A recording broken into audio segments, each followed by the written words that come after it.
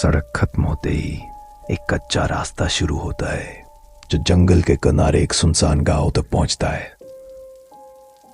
वहां एक पुराना लकड़ी का मकान खड़ा है, टूटी हुई खिड़कियां, मुरझाया आंगन और दीवारों पर जाले। यही था प्रिय की दादी का पुश्तैनी घर जो अब उसे विरासत में मिला था। प्रिय एक अकेली मां और लोकगीत गायिका अपने 6 साल के बेटे आर्यन के साथ शहर छोड़ इस गांव आई थी। वो चाहती थी एक नई शुरुआत, लेकिन जो कुछ इस घर में इंतजार कर रहा था वो कल्पना थी परे था। पहली रात सब कुछ सामान्य लगा। आर्यन थोड़ी झिझक के बाद मां की गोद में ही सो गया, मगर रात 2:37 पर प्रिय ने कुछ सुना। बहुत धीमा, बहुत सदा हुआ एक लोरी की धुन। सो जा नन्हे राजा, तेरे सपनों में राग सजा, चांदनी तेरी रखवाली करे, पर परछाई तुझसे कुछ कहे। प्रिया चौंक गई।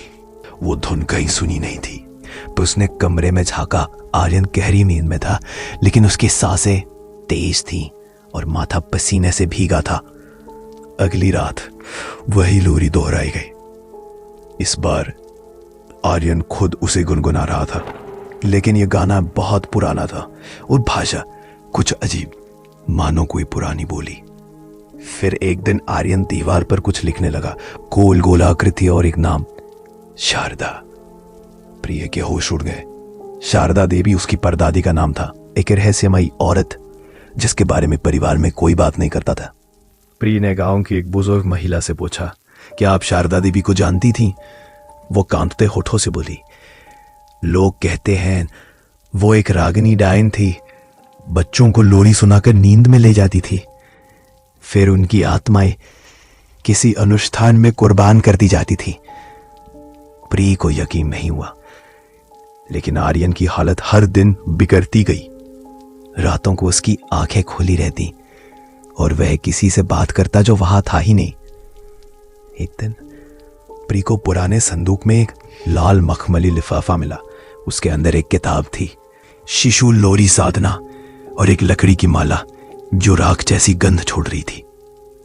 किताब के एक अध्याय में लिखा था, यदि किसी मासूम बालक पर रक्त लोरी की छाया पड़ जाए तो उसकी आत्मा उस बालक की ओर खींचने लगेगी जिसकी मृत्यु अधूरी रह गई थी। प्रिय के रोंगटे खड़े हो गए। क्या आर्यन किसी मरे हुए बच्चे की आत्मा से जुड़ रहा है? उस रात प्रिय ने कमरे में कैमरा लगाया और आर्यन के पास बैठकर इंतजार किया। 2:37 AM। कमरे की हवा ठंडी होने लगी। दरवाजा अपने आप खुला और एक परछाई कमरे में घुसी। छोटा जले हुए चेहरे वाला बच्चा जिसकी आंखें काली और खाली थी। वो आर्यन की ओर झुका, उसके माथे पे उंगली रखी और बोला, माँ ने वादा किया था, मैं फिर से जीऊंगा। प्रिय ने तुरंत बल्ब जलाया, सब गायब। सुबह आर्यन ने आंखें खोलते ही कहा, माँ, मैं वो नहीं हूं जो तू सोचती है, मैं उसका हिस्सा हूं, वो जो अधूरा रह गया था। अब प्रिय को समझ आने लगा, आर्यन की आत्मा में किसी और की परछाई समा रही थी। उसने किताब के आखिरी पन्नों में एक उपाय पढ़ा, एक प्राचीन तांत्रिक अनुष्ठान जिसे बच्चे की आत्मा को बचाया जा सकता था, पर उसमें चेतावनी थी, इस साधना में शामिल होने वाला स्वयं उस परंपरा का वाहक बन जाता है। लोरी का शाप उसे बांध लेता है, उसे जीवित रहने के लिए अगली आत्मा को लुभाना होता है। प्रिया के पास अब विकल्प नहीं था। आर्यन को बचाने के लिए उसे खुद उस शाप को अपनाना होगा। और फिर शुरू होती है वो भयावह रात। रात गहराती जा रही थी। हवा में अजीब सी खामोशी थी, जैसे पूरा गांव सांस रुके कुछ सुन रहा हो। हाँ, प्रिया अपने बेटे आर्यन को गोद में लिए बैठी थी। उसके चेहरे पर ना तो डर था ना शांति, बस एक थकान जो हड्डियों तक उतर चुकी थी।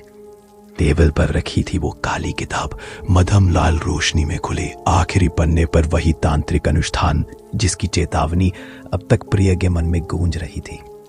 रक्त लोरी अनुष्ठान एक बलिदान है, जीवन के लिए मृत्यु और मृत्यु के लिए जीवन। रात 2:30 AM। कमरे की दीवारें थरथराने लगी। हवा का तापमान अचानक गिर गया। आर्यन ने आंखें खोली, लेकिन ये वही मासूम बच्चा नहीं था। उसकी आंखें गाढ़े काले रंग की थी। उसकी जुबान पर वही लोरी थी, पर इस बार वो स्वर धीमा और हाफता हुआ नहीं था, बल्कि शुद्ध और सदा हुआ और पुरानी बोली में। सो जा नन्हे राजा, अब तुझे पुनः जगना नहीं। तेरे जीवन की रेखा से बनाऊंगा मैं अपनी नई पाती। एक परछाई दीवार से निकलकर सामने आई। वही जला हुआ बच्चा जो अब और अधिक स्पष्ट दिख रहा था। उसकी उंगलियों से राख झर रही थी। उसके होंठ हिलते नहीं थे, पर आवाज सीधी दिमाग में गूंज रही थी। वो माँ अब मेरी नहीं रही, तू बनेगी अब मेरी माँ। मेरी पूजा कर और मुझे पूरा कर। प्रिया ने कांपते हाथों से किताब में बताए गए अनुष्ठान के लिए सामग्री निकाली। काले धागे, नींबू, सिंदूर और चाक से बने मंडल। उसने आर्यन को केंद्र में बैठाया, खुद मंत्र पढ़ने लगी। शुरुआत में सब ठीक था, लेकिन जैसे ही अंतिम मंत्र बोला गया, आर्यन की आंखों से रक्त बहने लगा। हवा तेज गूंजने लगी। दरवाजे खिड़कियां जोर जोर से भड़क उठी। बच्चे की आत्मा चिल्लाई, तू मुझे बाहर निकाल रही है? मैं तो तुझी से जन्मा हूँ। किताब का आखिरी पन्ना जलने लगा और प्रिया की आंखों के सामने सच प्रकट हुआ। शारदा देवी, प्रिया की परदादी, जो एक डायन थी, ने कम ही एक बच्चे को बलि नहीं दी थी। बलि का बच्चा उसका अपना ही पुत्र था। और उसकी आत्मा अधूरी रह गई थी, क्योंकि शारदा देवी ने लोरी अधूरी छोड़ दी थी। वो बच्चा जिसकी आत्मा अब आर्यन में समा रही थी, प्रिया का ही पूर्वज था। जिस क्षण प्रिया ने आर्यन को बचाने के लिए मंत्र पूरा किया, वो आत्मा मुक्त नहीं हुई, बल्कि प्रिया के भीतर चली गई। और तब सब कुछ शांत हो गया। आर्यन ने आंखें खोली। वो असामान्य था, मासूम, उलझा हुआ, मगर सुरक्षित। मगर प्रिया, उसकी आंखें अब वैसी नहीं थी। वो उसकी आवाज अब उसकी नहीं थी। वो बुदबुदाई, सो जा रे प्यारे राजा, मां अब लोरी फिर से गाएगी।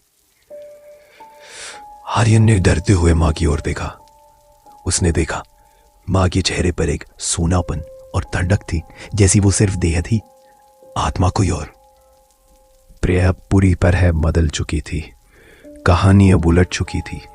प्रिया अब रक्त लोरी डायन बन चुकी थी। शाप अब उसका था। हर चांदहीन रात को वह गांव की गलियों में टहलती, धीमे सुर में वही लोरी गाती।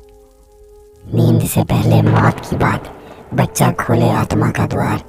गांव में बच्चों की नींदें अब गहरी नहीं थी। कभी कभी किसी माँ को रात 2:16 बजे अपने बच्चे के होठों पर यह लोरी सुनाई देती, और वो जान जाती अब उसकी बारी है।